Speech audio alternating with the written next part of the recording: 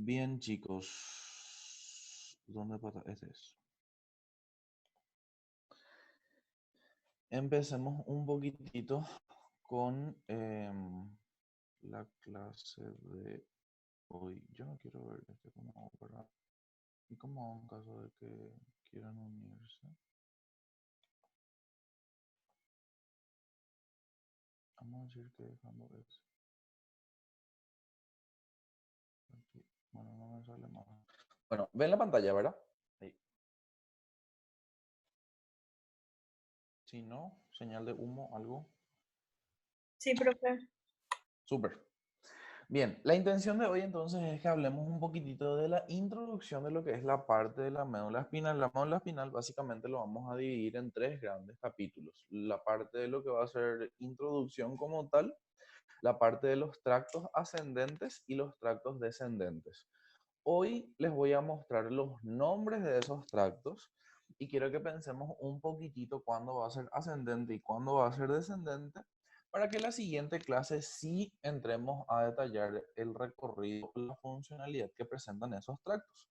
Pero antes de eso, ustedes saben que la médula está protegida por hueso, puesto que es parte del sistema nervioso central. Vamos a comenzar a entrar en todas estas estructuras macro que vamos a presentar en el sistema nervioso central. Vamos a estar empezando por médula, después vamos a ir por la parte de los troncos, o sea, del tronco en realidad, porque tenemos un solo tronco encefálico, del bulbo, del mesencéfalo, de la protuberancia, para después ir a los ganglios y finalmente estar hablando de lo que es el cerebro en sí. Bueno, quedándome un ratito en la parte de lo que es la protección ósea, primero vemos una vista anterior de la columna, vemos una vista lateral de la columna y vemos una vista posterior de la columna. Esto es algo que yo ya les había comentado en aquella primera clase de introducción al sistema nervioso, en donde nosotros hablábamos de que teníamos huesos vertebrales o las vértebras, en donde solamente estas dos primeras del grupo de las 7 cervicales tienen un nombre particular que sería atlas, el primero, y axis, el segundo. ¿Está bien? El axis es como un diente que se incrusta dentro del atlas y el atlas sí es un hueso más aplanadito. Se llama así por esta historia griega, creo, que era del dios que tenía que sostener el mundo encima de él. Entonces es como que el hueso tiene como forma de dos espacios convexos que justamente sostienen el cráneo. Bueno, después está el axis, no es que me quiero quedar mucho en la parte de huesos, ¿verdad? Tenemos las 12 torácicas, tenemos las 5 lumbares, tenemos las 5 sacras y luego tenemos la coxigia o el coxis, ¿ok? Esos son los que conforman lo que es la columna vertebral. Esto es lo que me parece nuevo e interesante para comentarles, que la columna vertebral de por sí presenta curvaturas, ¿está bien? O sea, hacia acá tiene pancita para adelante y pancita para adelante. Y en esta parte tiene pancita para atrás y tiene pancita para atrás. Eso es muy importante porque básicamente delimita lo que son 4 zonas de la columna, ¿sí? Y esas zonas sí son importantes que sepamos que existen y que existen en ese orden. Primero sería la zona cervical, luego la torácica, la lumbar y la sacra, en donde va a ir vamos a decir, si le pongo número 1, 2, 3, 4, el 1 y el 3 se van a comportar de una manera y el 2 y el 4 de otra manera, ¿sí? El 1 y el 3 van a presentar una cifosis. ¿Qué es una cifosis? Una curvatura hacia adelante. ¿Sí? Una curvatura normal. ¿Sí? No estamos hablando todavía de nada patológico. Entonces hay una curvatura normal a nivel del cuello hacia adelante y a nivel de la zona lumbar. Entonces el 1 y el 3 hacia adelante. Y el 2 y el 4, que sería la torácica y la sacra, eh, se denomina lordosis. Está bien, que sería justamente la curvatura, pero hacia la parte de afuera. Entonces, estas son curvaturas normales que presenta. Y este ya entró hace rato. Este es y salió. Bueno. Son curvaturas normales que presenta la columna vertebral. ¿Se entiende eso? Pregunta, señal de Sí, vida. profe. Bien. Entonces vamos a tener en ese sentido cifosis y lo, profe. Ah, con razón, Henry se corta, dice. Bueno, sin embargo, sí existen curvaturas que pueden llegar a ser patológicas con respecto a lo que es la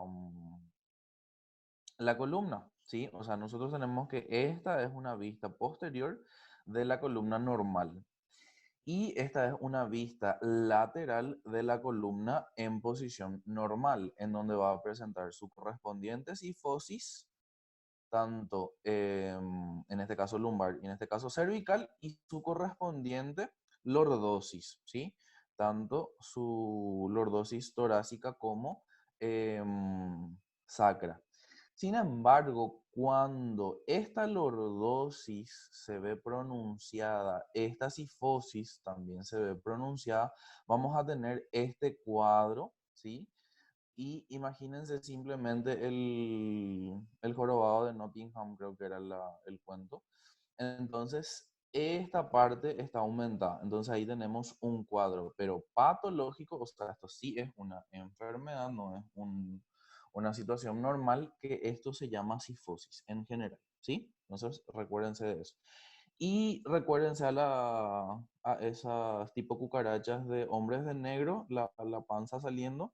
Entonces ahí tenemos la lordosis. Está bien, es cuando en esta parte entra la curvatura de la columna y sobresale justamente la lordosis sacra. ¿Ok? ¿Se entiende esta parte? Este es de las curvaturas con respecto a la vista lateral. Ahora, con respecto a la posición normal ustedes ven bien que es recta, ¿sí? Sin embargo, existe una situación patológica que es porque esta columna vertebral no es recta, sino que está de forma sinuosa y eso se llama escoliosis, ¿ok?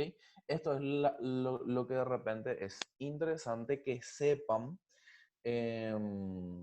como nombre en la parte clínica, pero de lo que es columna vertebral, ¿sí? Escoliosis entonces es de la posición recta normal, es como que se forma un camino sinuoso.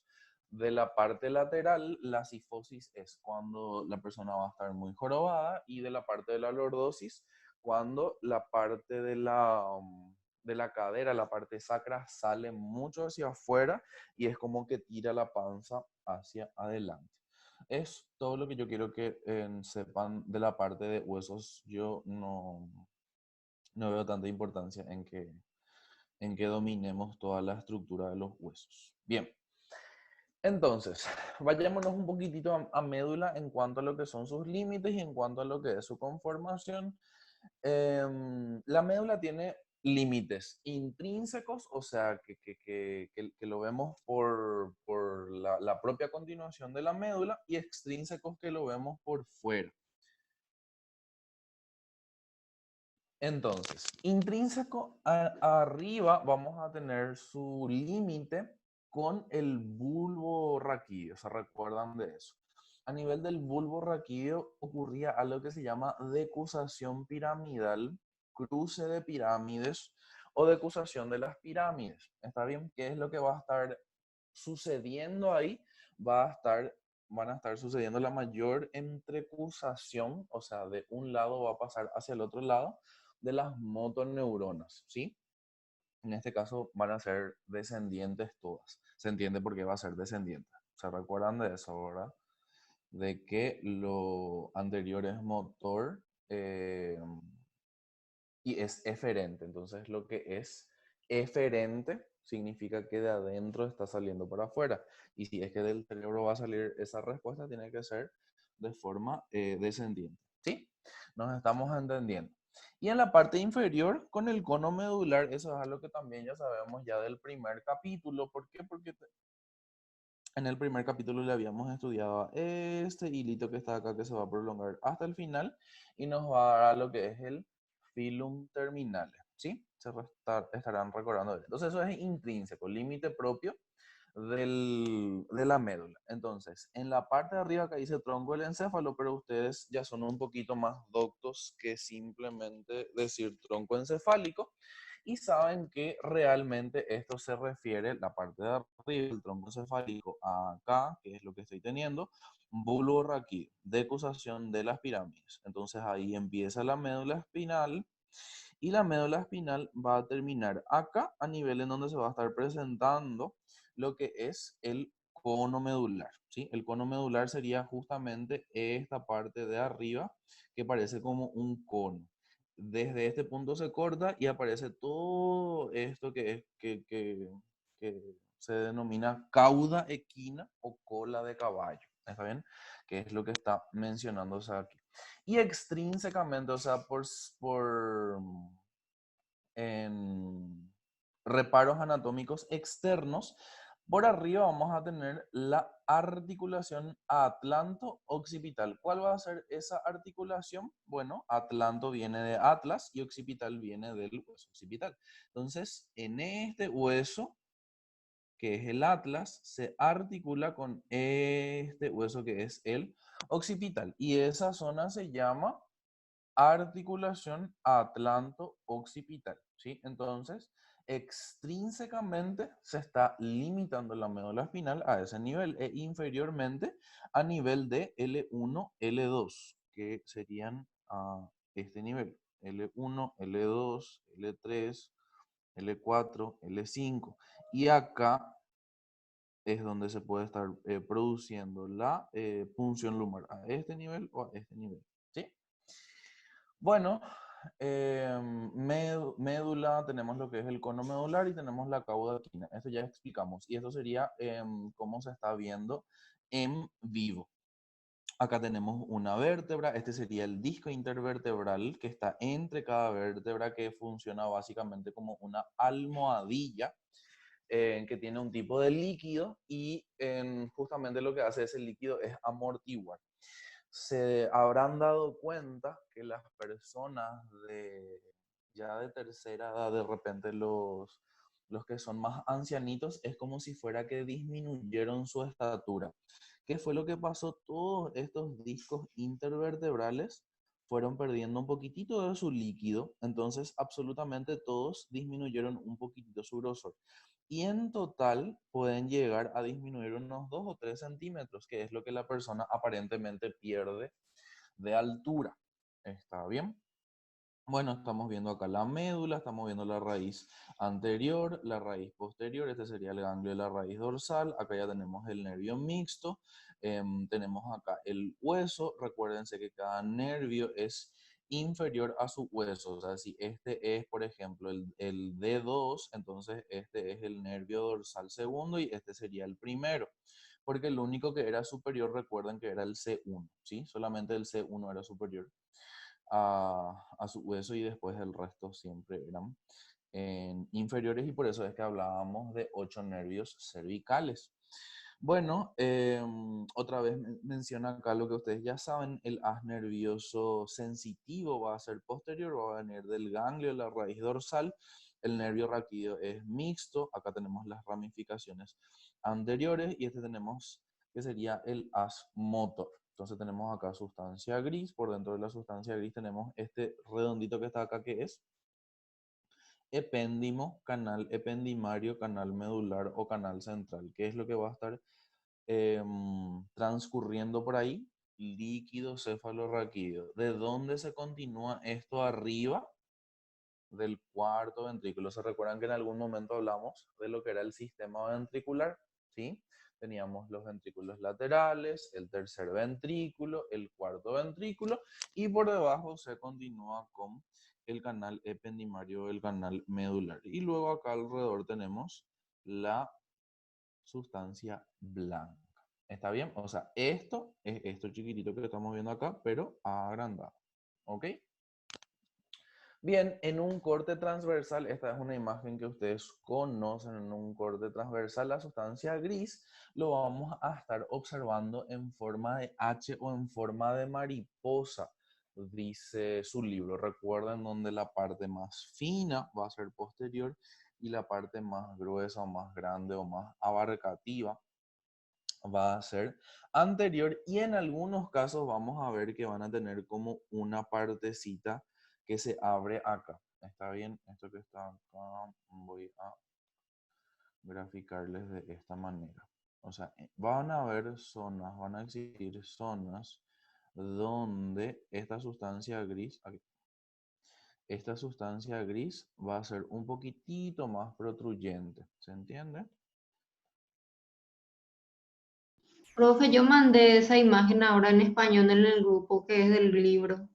Ah, ok, ok. Súper, súper, súper. No estoy mirando tanto el grupo.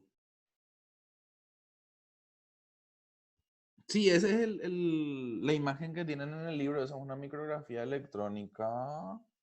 Es una micrografía electrónica. Tinción de Waker, dice. Bien, entonces, imagínense, vuelvo a agrandar otra vez esto, que estos dos triangulitos que puse acá son también de color lila. Entonces van a ver zonas de la médula en donde al corte transversal van a presentar esta forma, ¿sí? Van a venir acá, acá, así.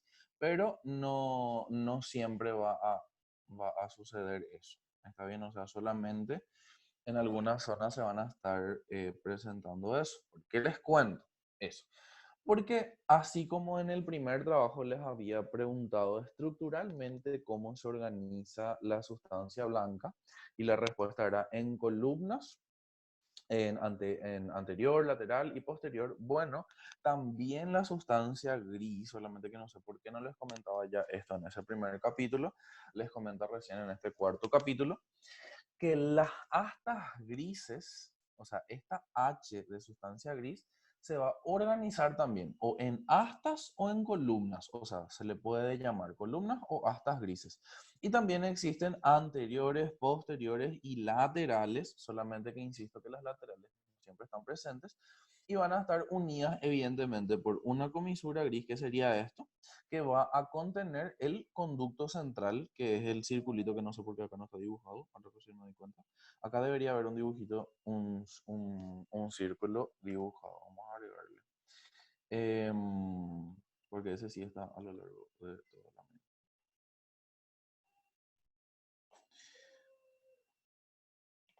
Bueno, bien. Entonces, de acuerdo, ya les había dicho que tenemos la región cervical, la dorsal, la lumbar y la sacra. Estas son las zonas importantes que ustedes deben conocer. Las formas como tal no es que me parece importante que sepan. La sustancia blanca van a tener en presencia, o sea, acá por ejemplo dice fascículo cuneiforme y grácil, pero en realidad tiene más fascículos que solamente estos. Estos son solamente posteriores, posterior e internamente está el grácil, posterior y lateralmente está el cuneiforme, pero en realidad contiene mucho más. No es que me gustó tanto que diga que sean simplemente esos fascículos.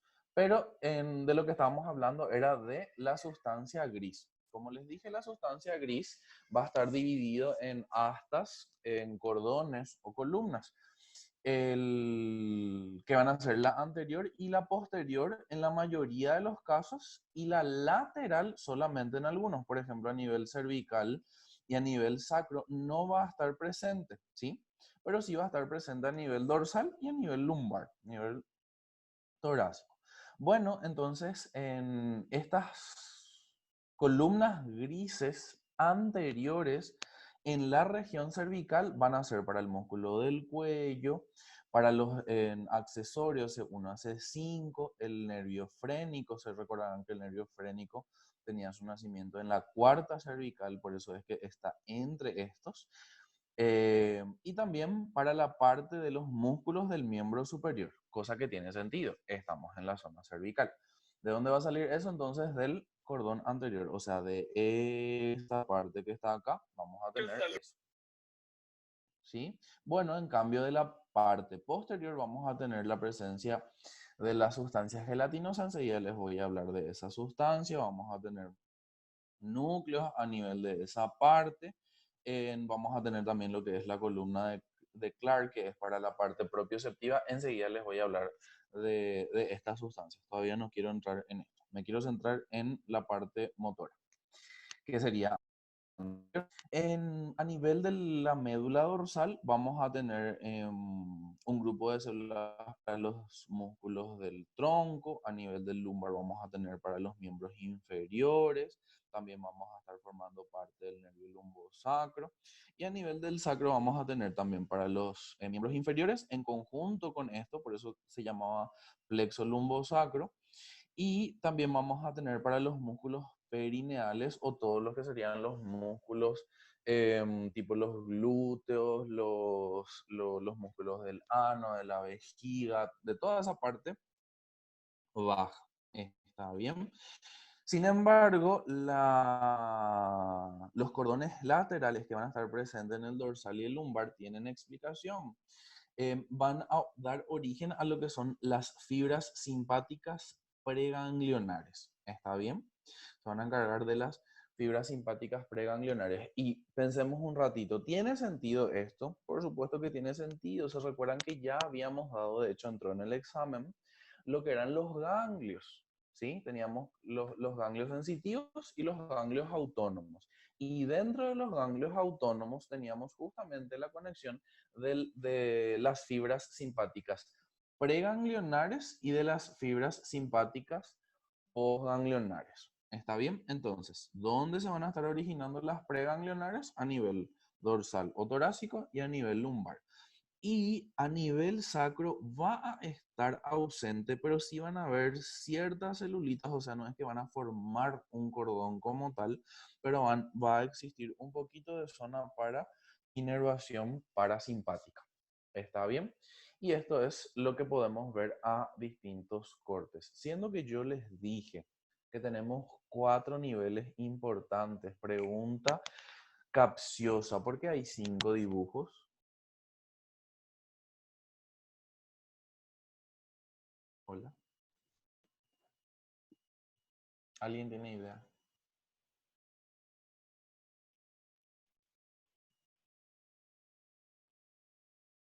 ¿Se recuerdan que la médula presentaba 2 ensanchaciones importantes? Denme alguna señal de luz. ¿Se recuerdan o no se recuerdan? Sí, Si profe. no, ¿se recuerdan? Sí. Se recuerdan, genial. ¿Dónde estaban esas 2 ensanchaciones importantes? ¿A qué nivel? Cervical y lumbar. Bien, cervical, súper bien, Liz. Bueno, pero a nivel cervical era súper arriba o casi tocándole al torácico. Casi al torácico, creo. Exactamente. Entonces, por eso es que tenemos 5. Tenemos una primera parte cervical que va a ser superior, que es este que está acá, y una cervical que va a ser más inferior, casi llegando ya a la parte torácica. Después tenemos a nivel torácico, después tenemos a nivel lumbar. Recuerden que el lumbar no es que es tan extenso y después, o sea, su ensanchación no es tan importante. Y después tenemos la parte sacra. Si se dan cuenta, esta parte y esta parte que sería la primera parte cervical, lo que es la parte torácica y lo que es la parte sacra, se darán cuenta que su tamaño es bastante parecido. Y sin embargo, a nivel cervical, la parte inferior, donde va a ser el plexo cérvico-torácico, y lo que es el lumbar son más grandes, en donde este es mucho más grande que este, así como vimos en la bibliografía. Acuérdense que neuroanatomía simplemente describe justamente lo que estamos viendo. Entonces, acá ya les hablé de los cordones grises anteriores. Los cordones grises anteriores van a tener como 3 grupos, un grupo medial, un grupo anterior y un grupo lateral, que básicamente se van a estar dividiendo de la misma forma, ¿sí? O sea, tengo acá una visión en anterior y, perdón, una visión de las astas anteriores grises y van a estar dividiéndose en grupos laterales, en grupos anteriores y en grupos mediales. ¿Está bien? Sin embargo, la parte posterior es como más finita y eso es lo que quiero contarles acá, que existe algo que se llama sustancia gelatinosa y ustedes van a ver que se va esto corriendo a lo largo de todas las estructuras. O sea, en todas las estructuras en donde se detengan a mirar, van a ver que esta zona donde se está ingresando, eso es la sustancia gelatinosa, ¿sí? Que vendría a ser esto. ¿Está bien? Esto vendría a ser la sustancia gelatinosa. Como les dije hace rato, no me gustaba tanto que diga simplemente fascículo grácil y cuneiforme, porque eso solamente pertenecen a esta parte posterior, como si fuera que toda esta sustancia blanca no existe, que también sí existe. Bueno, entonces, vamos a quedarnos un ratito en tres núcleos. En el grupo de la sustancia gelatinosa, que está acá, ahí se fue mi mouse, grupo de la sustancia gelatinosa que, como les digo, van a encontrar en todos los dibujos a este nivel. Un poquitito más atrás también en todos los dibujos van a encontrar el núcleo propio, ¿sí? Y un poquitito más atrás, más o menos a este nivel, van a estar encontrando lo que es el núcleo dorsal o columna de Clark. Ese sí no está a todos los niveles. Está bien, que era lo que les hablaba acá. Acá les hablaba de sustancias gelatinosas. Acá, por ejemplo, dice ausencia del núcleo dorsal o de Clark. O sea, en la parte cervical no vamos a encontrar eso. Entonces, si yo intento buscar acá el núcleo dorsal de Clark, se van a dar cuenta que no lo voy a, que no lo voy a encontrar. Sin embargo, a nivel dorsal sí ya hay núcleo dorsal de Clark. Acá también ya hay núcleo dorsal de Clark. ¿Está bien?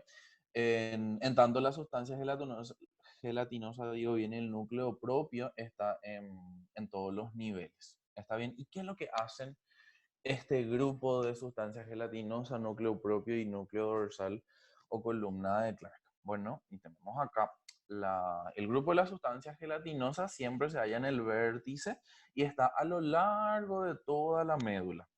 Es básicamente un conglomerado de neuronas de Golgi de tipo 2, ¿sí?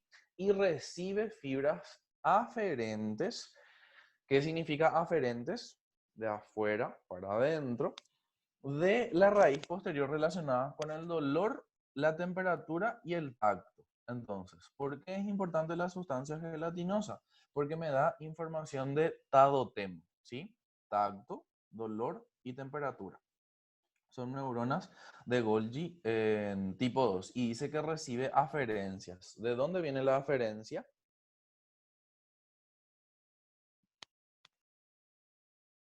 Hola.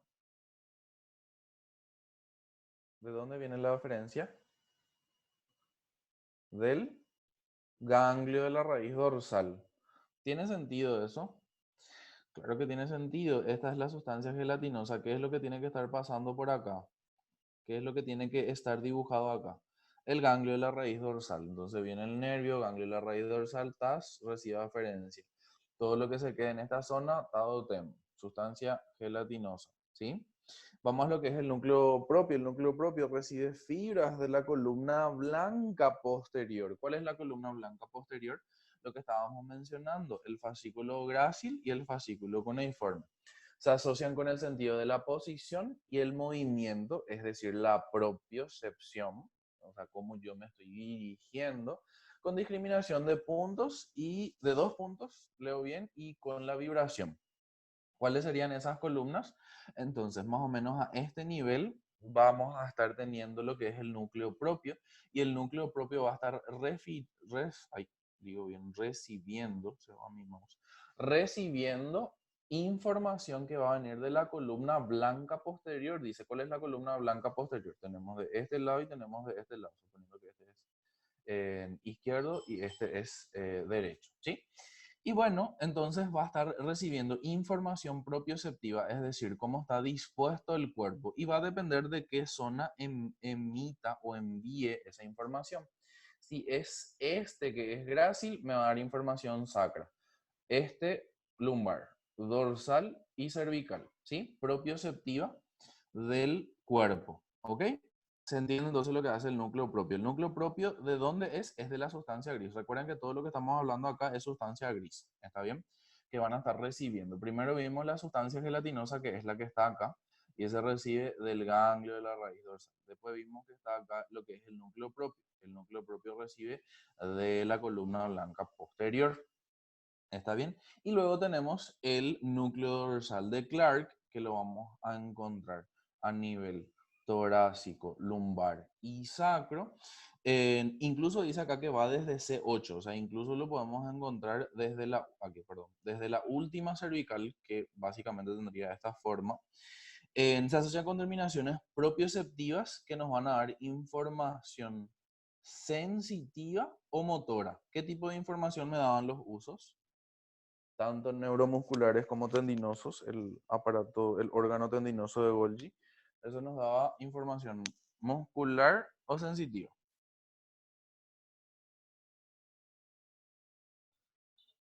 Sensitiva. Muy bien. De hecho, no lo tenía que pensar mucho porque acá me está diciendo todo dorsal GIPP. ¿Y qué era dorsal posterior sensitivo? ¿Sí? De eso tenían que recordarse. Entonces, me va a dar información sensorial y lo vamos a tener más o menos a este nivel. ¿Ven? Núcleo dorsal. Bien, esto que está acá es otra organización que presenta la sustancia gris, no es la organización que está presentándose en su libro. Yo solamente les traje para que entendamos por qué hay dibujos que están de esta manera que son más específicos.